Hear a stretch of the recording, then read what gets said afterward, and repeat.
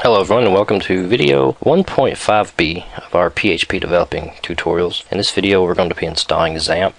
The quickest way to get to the XAMPP web page is to go to Google and search for XAMPP, XAMPP, and that'll take you to the ApacheFriends.org website as the first link.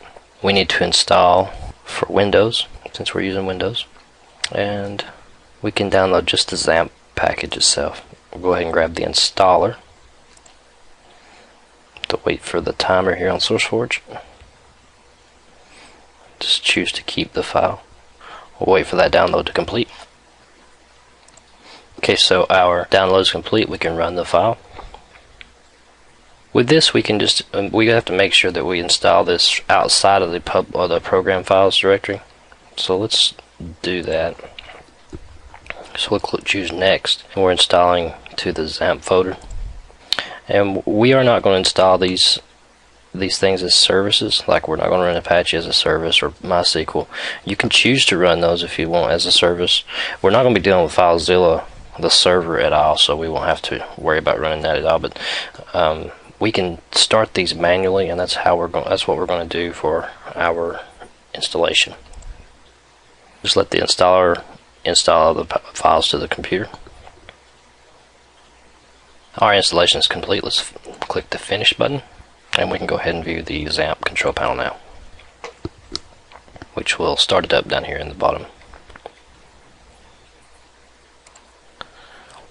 If we click on that little icon, if you can't see it, you can click on the up arrow right beside your taskbar or your system tray and click the control, or the XAMPP control. That'll pull it up. So this control panel lets you install Apache, MySQL, and a few other things as a service, but we're just going to simply start it here. Click Start and allow access.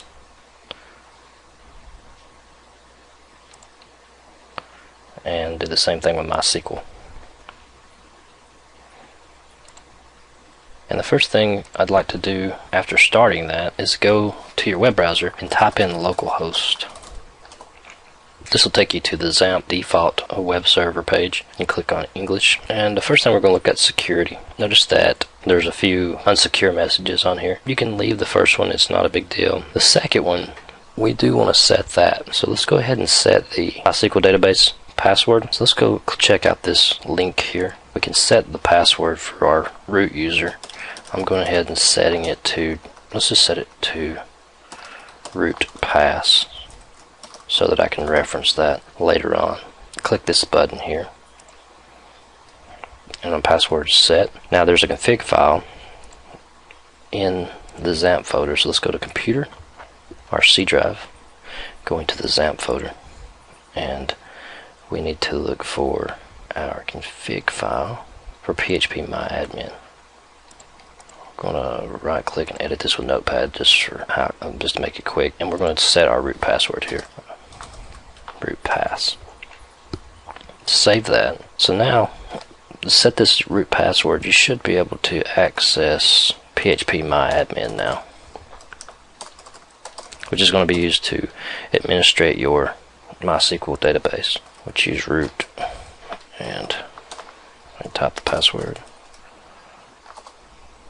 so we can access phpMyAdmin. So we should be set up, and just to give it a test, let's go create a file. Let's close everything that's in Notepad++ and create a new document, and we're just going to put in some PHP. You don't have to worry about this yet. I just want to test it out. In the next video we'll be discussing what this does.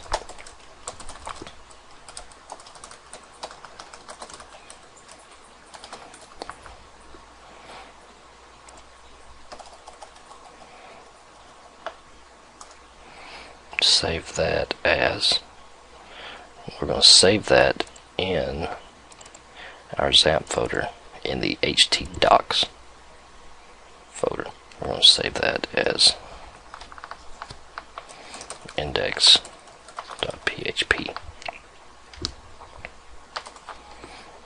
And I'm going to replace the one that's there. Another thing I want to do is there's a few things inside that htdocs folder that I don't really need, like this index file. So let's get rid of that. Delete that file so that our default file is our index.php. So now if we go to localhost, we'll see our hello world. So our web server is set up and ready to go. And in the next video we'll be covering what we can do in PHP. We'll start diving into PHP. Hope you enjoyed the video. Please subscribe.